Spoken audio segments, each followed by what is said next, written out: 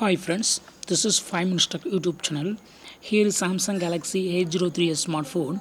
In this video, you will learn how you can turn off dialing keypad sound in your phone Samsung Galaxy A03s. While you dialing on the keypad, there will be a sound. See here, I here type some number and there will be a sound. If you want to turn off the sound, yes, you can do it.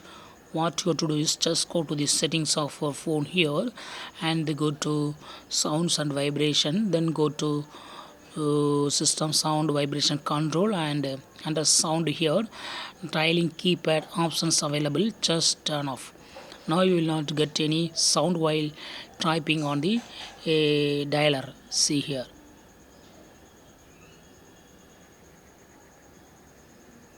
there is no sound. So in this way you can easily control dialing keypad sound in your phone Samsung Galaxy A03s. If you want to have this sound, go to the settings again and go to sounds and vibration, then go to system sound and vibration control, and under sound just turn off just turn on dialing keypad. Now you will get sound. That's all friends, thanks for watching, bye.